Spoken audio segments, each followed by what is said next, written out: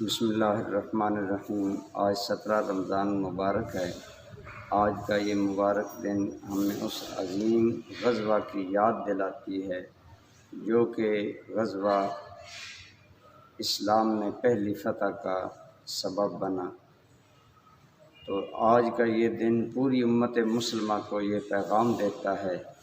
کہ اگر آج بھی ہم اپنے اندر صحابہ کرام رضوان اللہ تعالی علیہم اجمعین والا جذبہ جان نثاری اور اخلاص پیدا کر لیں تو آج بھی ہم اپنے حالات کی کایا پلٹ سکتے ہیں۔ حضور نبی رحمت صلی اللہ تعالی علیہ وسلم کو جب اہل مکہ کے عظیم لشکر کی آمد کا علم ہوا تو آپ نے صحابہ کرام کو ارشاد فرمایا، اشیرونی ایھا الناس، اے لوگوں مجھے مشورہ دو۔ تو سب سے پہلے حضرت سیدنا صدیق اکبر رضی اللہ تعالی عنہ اور حضرت فاروق اعظم مہاجرین کی نمائندگی کرتے ہوئے بولے کہ یا رسول اللہ صلی اللہ علیہ وسلم،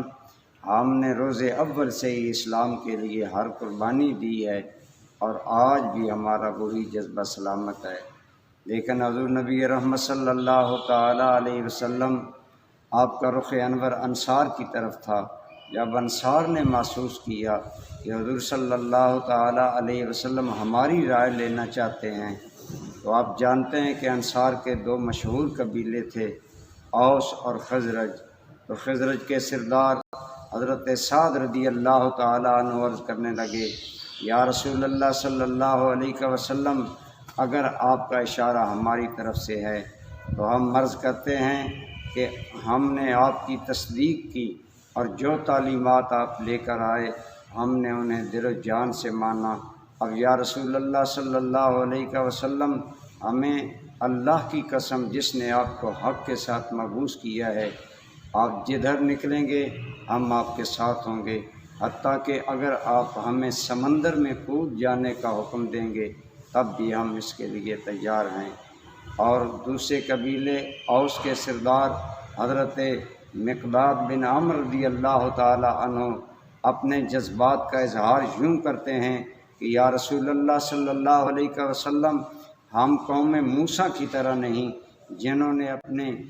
پیغمبر حضرت موسیٰ علیہ السلام نے جب انہیں جہاد کے لیے کہا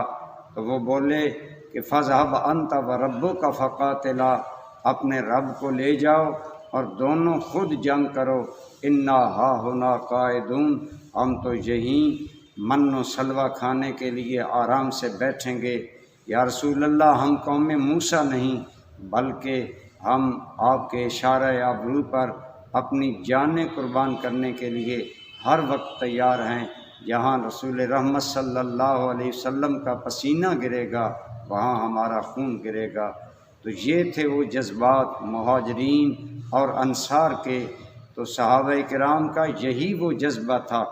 جس نے کہ حالات کی کایا پلٹ ڈالی اور ثابت کر دیا کہ اسلام زمانے میں دبنے کے لیے نہیں آیا بلکہ ہمیشہ باقی رہنے کے لیے آیا ہے۔